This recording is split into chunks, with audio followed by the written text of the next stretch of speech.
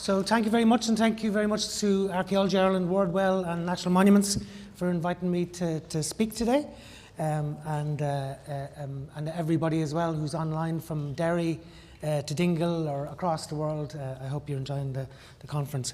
A small detail, Grace said at the start that in your pack you have a copy of Archaeology Ireland, and yes, that is our paper on the front cover. But most importantly, there's a little dog in the bottom left corner. That's Conall, and Conall's name is an old Irish name from the 8th century, which means he who rules dogs and wolves. So Conall is basically the chief dog of Ireland. Okay, so what I'm going to talk about today is boundaries, liminality and transgressions in early medieval Ireland between, the 6th century and the 9th century AD. And I want to talk about how did people in early medieval Ireland understand, create and use boundaries in that period, and how did these boundaries shape their understanding of their lives, their personal identities, in terms of status and kinship and gender and belief, how those boundaries can be used to enclose and to belong, but also to exclude. And I'll be tacking between various different sources. Most of my career, I have tried to focus on people, because in the end, people make boundaries, and boundaries basically shape their lives. And the famous American anthropologist asked, well, what are the 3 basic questions that an anthropologist asks of a society? And he says these questions are: who did people think they were? What did they think they were doing? And to what end did they think they were doing it? So in other words, how did social status, kinship group, gender, age, religious belief, even physical disabilities affects people's lives? And how do they construct and negotiate those identities through relationships, between people, buildings, landscapes and things, animals, places and time, and also through boundaries. And I'll be thinking to you about this woman here. Who did she think she was? And we'll talk a bit about it towards the end. She's a woman from Ballymacaward in County Donegal. And I know who the other 2 people are. That's Billy McFlynn in a pink dress, enacting an early medieval slave, which I'll talk about, and that's Pádraig O'Rourke enacting an early medieval Irish cleric. So what social mental boundaries did people negotiate? Well, first of all, there's the tuat, which is a word which essentially means at the same time people and territory. So a person, for example, a criminal, could be exiled from their tuat as a form of punishment, and that would be a tricky situation, because in some of those scenarios you're actually an outlaw, you're outside the law. So most people would have stayed within their tuat, apart maybe from saints or itinerant craftspeople or people like that. Everybody belonged to a kin group, which in this period is the derabfina. It contracts across time, but at this point is a patrilineal 4-generation descent from a common great-grandfather. And you'll know yourselves, as part of Irish families, you'll know who your cousins are. You probably don't know who your first and second cousins are, or you might kind of be aware that you have some. These people understood who those people were. And the kin group defined the ownership and inheritance of land. You also have gender boundaries, which are pretty significant. Women, for example, were essentially defined by their relationship with men. You could be a daughter, you could be a wife, you could be a mother.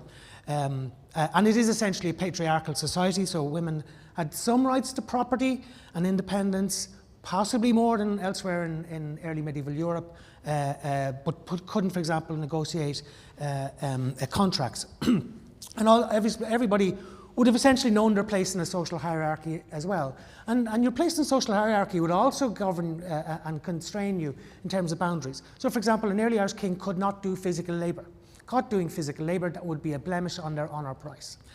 Similarly, people, whether they're kings or lords or free commoners or semi-unfree people who are tied to the land, or fully unfree people, such as male or female slaves. These are people who all basically are constrained around the ways that they can behave and interact with each other.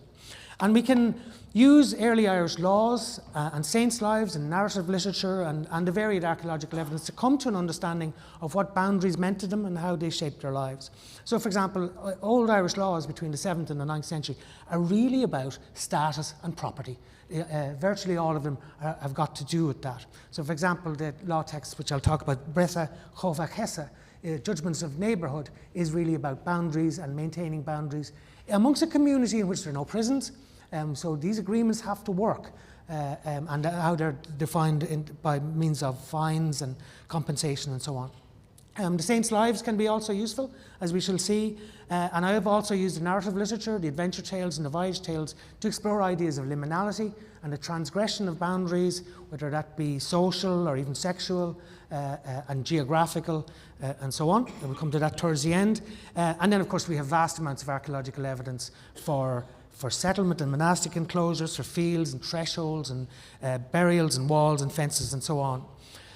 So one of the first things to realise for early medieval Ireland, in contrast with much of the rest of early medieval Europe, archaeological evidence, archaeological excavations in particular, reveal that the peoples of early medieval Ireland overwhelmingly lived inside settlement enclosures, from nobility to clerics to free commoners to the lowest social grades of early Irish society. There are some unenclosed settlements, it's sometimes in caves or sometimes in kind of coastal areas, perhaps, or sometimes for areas involving transhumance. But there isn't a huge amount of unenclosed settlement out there. And we know that now from the NRA and TII excavations across the Irish landscape haven't revealed them very much. There are some, but not very many. So everybody lived inside in these enclosures. And these enclosures, it should be remembered, are kind of communities where people of different social rank could be living together. And Ireland's archaeological record is stunning in terms of the early medieval settlement archaeology. We have at least 47,000 settlement enclosures. That is, I think, a significant underestimate. Because if you look at some of the TII schemes that went through areas with low amounts of ringforts, they were finding ringforts every kilometre or so. So where landscapes have been tested that seem to have lower amounts of them, much higher numbers have been found. And I think most archaeologists think that's related to tillage in the east and the southeast. And these settlement enclosures, whether they were raths or cashels or cahars or dunes, are defined by various enclosing banks and ditches and palisades and walls, such as this multi-vallate ringfort here at Capeen in County Tipperary.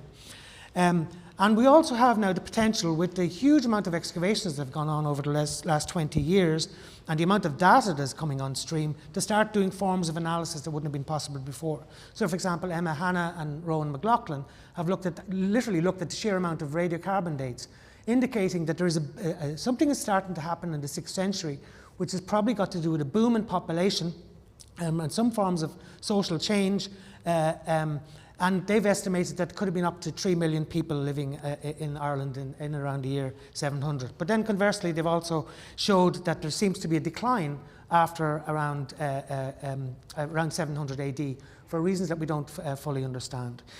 These models are early models, but they seem to be pretty robust. And these settlement enclosures or ringforts were defined by a rampart or a wall, and they defined an internal living space, the internal living space being the less. And these are key places for daily life, for houses and crafts and ideas of household and kinship and social status and gender. And we can see by looking at them that they vary in their form. I mean, this would be well known to everybody. You can have simple univallate ringforts like the one there in the top left from Carrocara, or bivallate forts or platform raths. And these seem to be expressions of different forms of social status in particular.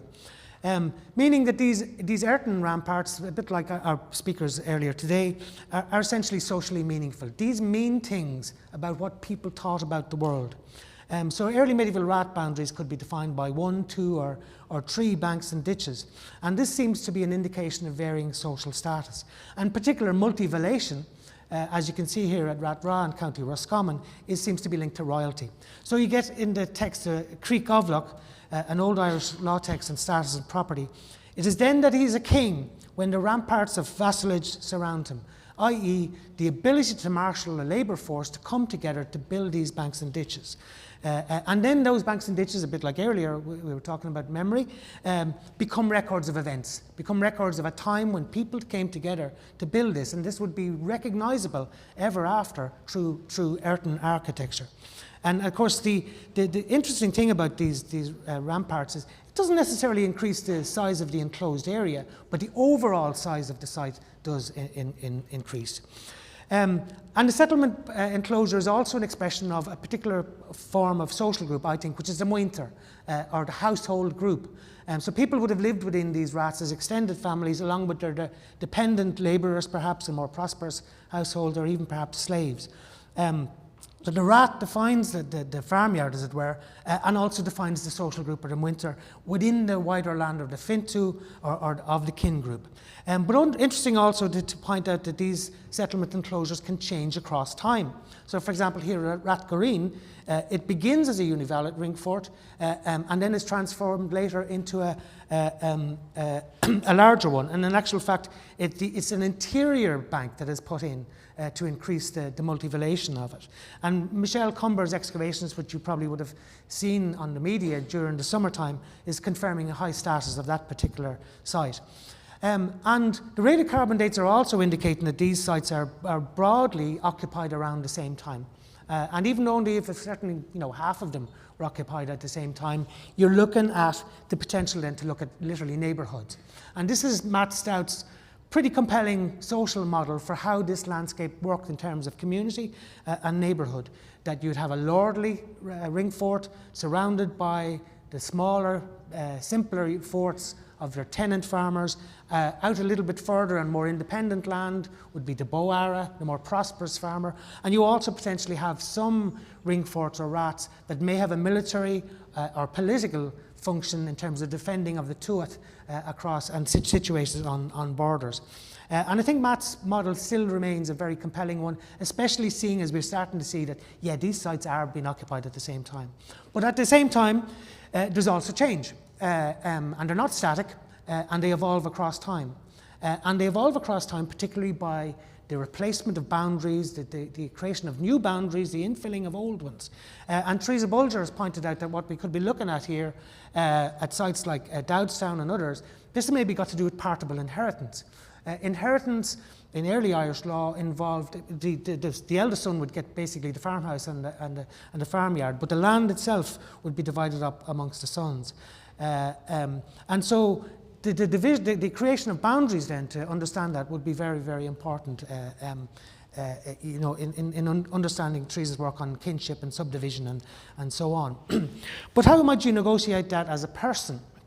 Imagine it's one of us coming up to one of these early medieval raths. I want to give you a case study from Deer Park Farms in County Antrim, just to look at one particular site. And also, I suppose, to point out that these reconstruction drawings that we use so often in archaeology have a huge impact on our own heads. We make these artist reconstructions and then we carry those images around in our heads ever afterwards. So, for example, I always find this one a pretty amusing one. It is us, as I suppose, visiting an early medieval rath. You can see the men are in the foreground.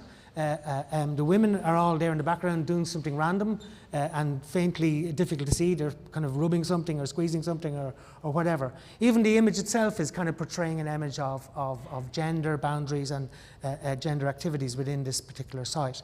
But there's a couple of interesting things to think about these raths and how you would move inside them and how we can actually interpret the early medieval archaeology along with the early Irish laws. So, for example, there are very strict laws on trespass, which are kept within not only Bresa Chova Kessa, but also Creek Ovlock. This is a branch purchase. It's a law track on status and property. And there are a series of fines increasing in penalty for infringement of privacy. Now, clearly, early Irish jurists are concerned about burglary, and the idea is that things might be stolen. But it is defined in terms of how you cross the boundaries. So you may open the gate of the less to announce yourself, presumably, and to say, I'm here, but that's all you may do. There's a fine of 5 shades if you go in without permission. There's a fine of 5 shades for opening a house door.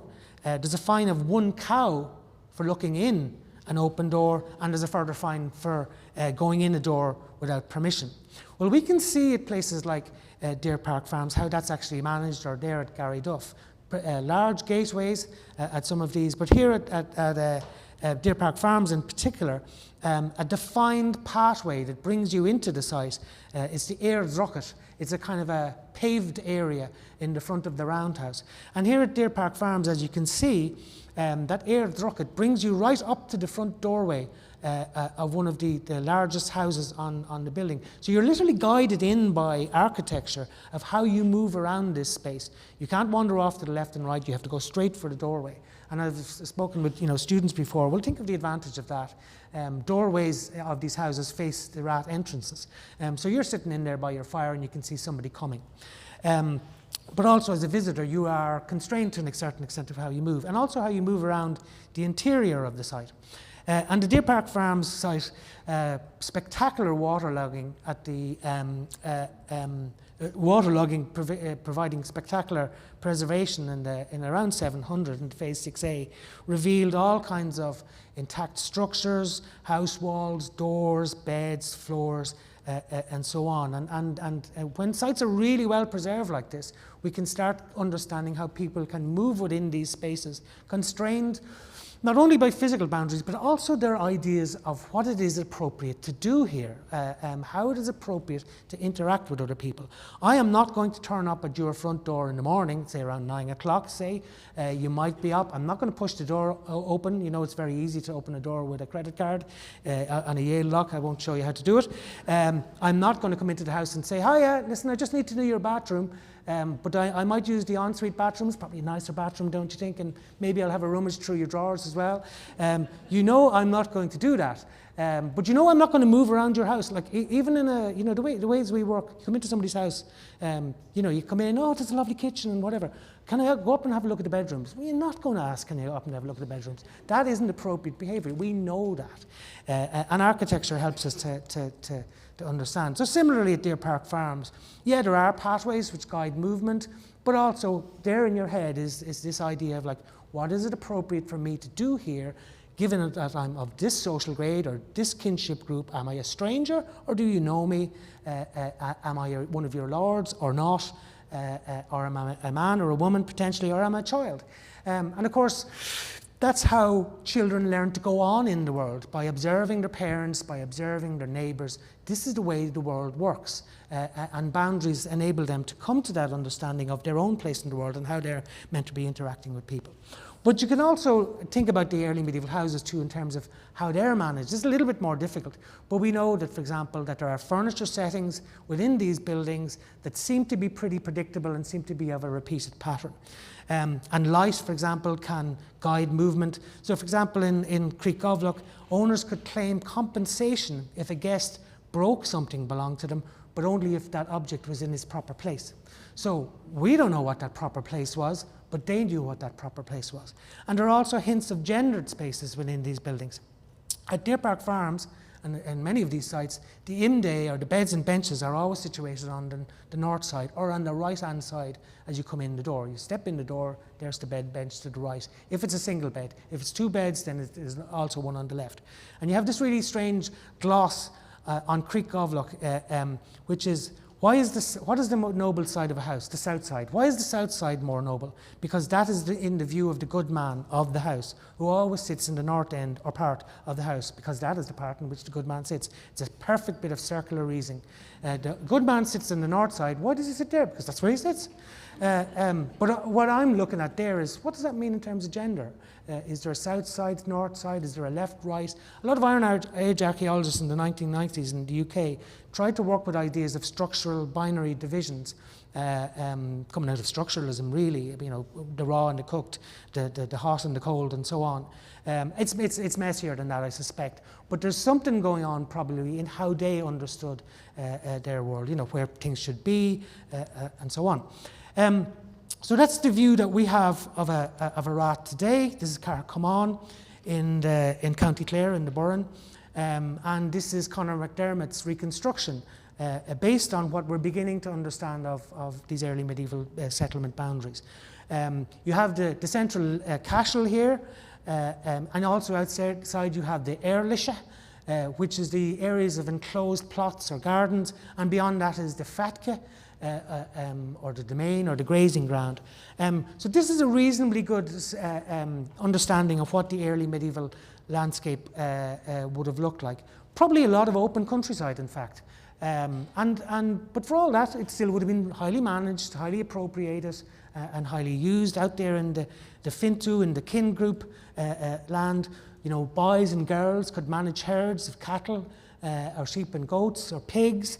And again, ideas of what was allowable, what was permissible in terms of what you could do as opposed to what other people could do. And one of the interesting things about the major sequences of excavations over, again, the last 10 years is that we do have some ringforts which don't seem to have attached field boundaries, arguing that some of these sites may be in fairly open country. Now, we live in a landscape today which is heavily enclosed and partitioned by field boundaries. It may have been a very different experience walking through the early medieval landscape. You might have walked through open country before you came close to a rath, before you start recognizing you're now approaching a settlement by its little garden fields and so on. On the other hand, there are also some sites with definitely with these enclosures beside them, and this is a site called Barronstown, discovered in part of the M3 scheme, where you can see these pretty large field boundaries attached to them. And again, this may well have been management of the Lord's herds, perhaps, or something like that.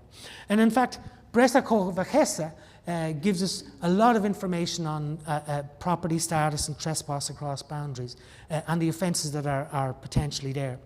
But the important thing is it's up to you. Your fences need to be strong. Your walls and fences, whether they're made of wood or stone, need to be well made and well maintained. And if they are, then you're due compensation.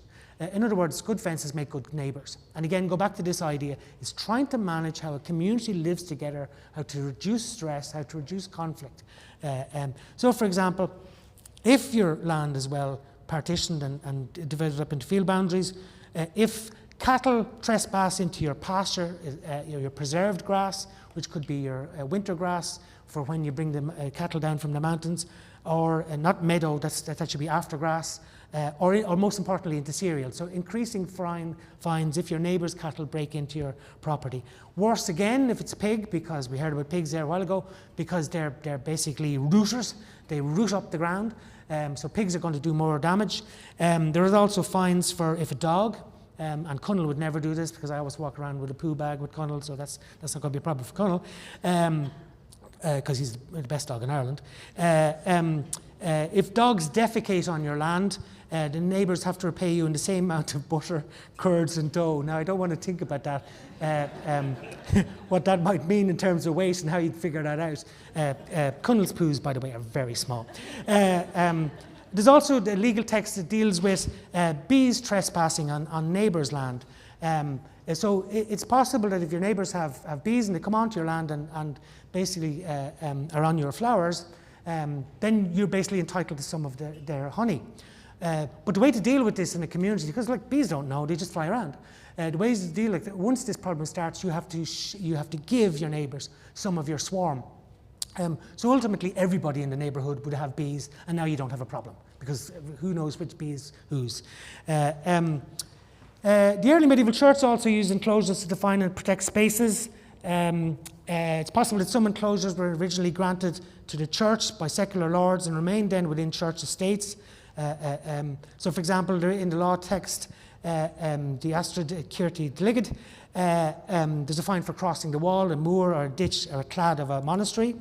And in the Collectio Canonum Hibernensis, in the early 8th century, it says, a holy place must be surrounded by 2 or 3 enclosures. In the first we allow no one to enter except holy people, that is laymen. Do not have access to it, nor even the women, only the clergy.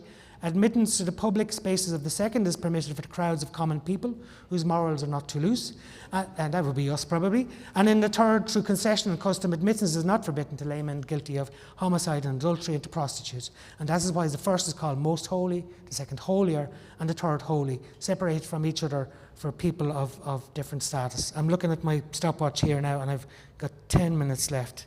Give me this right, Jen. And archaeological evidence also bears that out. This is from the Book of Mulling as well in the 8th century. It's a famous illustration. and it's basically 2 enclosures, and you can see the way that the enclosures are being marked by crosses. So we do see that symbolic zoning, as it were, sanctus, sanctior, and sanctissimus. So, for example, at Nendrum, it's pretty clear that there was no industrial or craft activity occurring within the innermost or most sacred enclosure, which is reserved for churches and the clerics.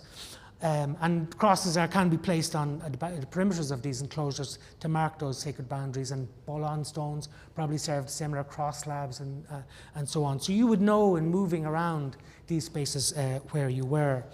But there's also evidence for change again. So here at Clonmacnoise, for example, we know it's some of our best evidence for houses and metalworking streets out at the edge of the site in the 7th and the 8th century. But in the 8th and the 9th century, that out enclosure was filled in. So they started to fill in the vallum. And the similar things happened at Clonfad in County Westmeath, where you have loads of evidence for extensive ironworking, maybe even bell manufacture and boneworking at the edge of the enclosures, but there's no clear evidence for dwelling. But again, those outer vallum enclosures are being infilled in the 8th and 9th century. And, you know, without thinking about this too deeply, I think what's happening on is the sanctity of the enclosure is no longer what's important to them. The nature of that community is beginning to change. Maybe it's becoming more populous, maybe they're becoming more involved in craft and production or agriculture. And the vallum is kind of in the way now. So they push in the banks in the top of these vallum, and then activity happens on top of that spaces. And it happens in several other sites as well. So pulling together, coming towards the end, one of the things I've been interested in all my career is crannogs. These are early medieval lake dwellings, artificial island dwellings, defined by islands, defined by wooden palisades, and they're essentially raths on islands. And there's Billy there waiting for us to transport us across the water. And what I tried to do, for example, over the last few years, is to try and understand how we can begin to understand how archaeology and the saints' lives and the narrative literature enable us to think about different types of boundary. And the boundary can be the shoreline, the boundary can be the water, the boundary can be the palisade. And all of these spaces are managed in certain ways. So, for example, in the early Irish hagiographies, it's pretty clear you couldn't just randomly approach a crannog from any direction. You go to Port na Hincha, you go to the harbour of the island, you go to a particular place on the dry land, and from there, you basically where the boats are, you can go out to the crannog. And that access is managed. You can see in several different sources how access to the island is managed. So by looking at the sources, you can see that they think about islands, which I think what crannogs are is islands. They're remote, they're inaccessible, they're liminal, they're about journeys, they're places where heroes can go to negotiate for the community with otherworldly or wondrous beings. They're often associated with kingships. They're certainly worth raiding and attacking because they might be places for the storage of wealth. But an interesting thing about the sources is the geographical size of the island doesn't matter to them. They never talk about it. They don't never say big island or small island. They always talk about the boundary between water and land. So, for example, you can explore experimentally with some of these sources. This is Loch Kimma in County Galway. This is Loch Hackett, which was a royal site of some of the kings of Connacht. And in fact, in the Annals of Ulster in 703, it talks about the death of Cailleach of Loch Kimma. It's a toponym. The lake stands for the king, and the island stands for the king. And there's an event in 990 when the wind sunk the island of Loch Kimma suddenly with its drake. There's probably a corruption. We don't know what that word means, and its rampart. There's an interesting incident in the life of Macua of Bala. The saint comes to the dry land edge and wants to go out and visit the king. And the king is basically dismissive and says, what does he mean? He doesn't mean anything to us. We're not going to let him in. And the king then overwhelms the lake with water. It happens again here at Loch Len, which was mentioned earlier on. There's a man is guilty of fratricide, a man from Connacht, and he's brought legatus. He's bound in chains to the king on his distant island on Loch Lane in Westmeath. And the king again, but sure, who's he? There's nothing to do with us, blah, blah, blah. And the king walks across the water to confront the king and to free the man. And also there's reference in the 12th century life of Coleman MacLuhan, where a king comes to the shoreline and confronts a king. The king in this case has actually died, and the king then frees that island from tides and whatever. These are all basically land charters. They're records in the saints' lives of negotiations between secular and ecclesiastical authorities. But also important to remember that crannogs were also being built and occupied by, let's say, ordinary people or poor people, or certainly people of lower social status. And Christina Fregringen's work has revealed that for her work on Loch Garrow, which showed that many of these sites from the early medieval period are actually quite small. And I also did the same in my work in the Midlands. Many, like most crannogs, are actually in between here and the wall. You could basically walk out to them and get your knees wet. So they're not situated out. But there's something going on here where that crannog, that island, is something else. It's not on the mainland. It's not on the land. They're making new bits of land, and the water is a boundary which enables them perhaps to be free or to be allowed to do something within a territory. So again, thinking about water as a boundary. Finally, where did the early medieval Irish bury their dead? You're still going to be in enclosure. Burials are in distinct places within enclosures. The enclosure may well be a sanctuary, such as here at Collierstown, but again, there's a drift across those boundary enclosures, and you get metalworking happening within those sites. You get various different types of activity, but enclosure is a defining mode, as it were, across time from the 5th century, when you might be buried with your ancestors. For some people, maybe a shift to the burial with the church in a church graveyard, but that's probably for the elites to be buried with the saints. But most people are probably still being buried with the land. And it is quite messy. And so, for example, we have deviant burials. These are not necessarily people, the word deviant doesn't mean they're deviant, it's deviating from the practice. And I visited a site down in County Limerick there about 2 weeks ago, and outside a Ringfort is a burial, two burials. And you're just looking at these burials outside the enclosure, outside the entrance, and you're going, something went badly wrong for those two people. Something went wrong. Disease, murder, a raid or something. But if you're buried outside the enclosure, something has gone wrong. But within that, even we have a new particular types of sites called settlement cemeteries, which are probably public assembly sites, where people are burying the dead with the living. And this is Park Nahown in County Laois, where it's all got to do with agriculture and craft, and there's metalwork and there's corn drying kilns and so on. And within the big enclosure is a small enclosure for the burial of the people associated with that community. So finishing up, coming back to this woman, I often use her in a lecture. Who did she think she was, and what did she think she was doing, and to what end did she think she was doing it? And more to the point, because the dead don't bury themselves, they're buried by the living. Who did that community think she was? So she lived probably in a settlement enclosure all her life at Ballymacaward in County Donegal, close to Loch Namafin, the Lake of the Fair Women. You'd wonder, actually, maybe was he possibly a saint? Not a saint, a nun. And I know Tracy Collins is in the audience here. That's a subject that's been vastly overlooked in Irish archaeology. Your suspicion is because she was aged about 40 to 50, she was 5 foot tall, she suffered from a chronic eye infection that caused a blemish on her face. Her diet was good, she had probably high status. She had unworn teeth, indicating a refined diet, not too much grit in her bread. She had a groove in her teeth from textile working, probably from flax spinning. And she was being buried in a mound or a ferta at the edge, overlooking the water, which actually goes back into the Bronze Age and started to be used in the 5th century.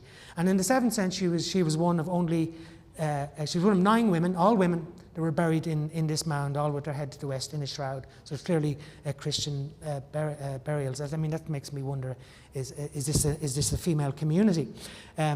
But thinking about her and thinking about her life, I'd be fairly sure she lived her life within a settlement enclosure and ended her life being buried in a space which again is in enclosure. And of course, to also remember that as a woman, she's also living within other boundaries that aren't necessarily marked physically, but are certainly there in the society in which she lived.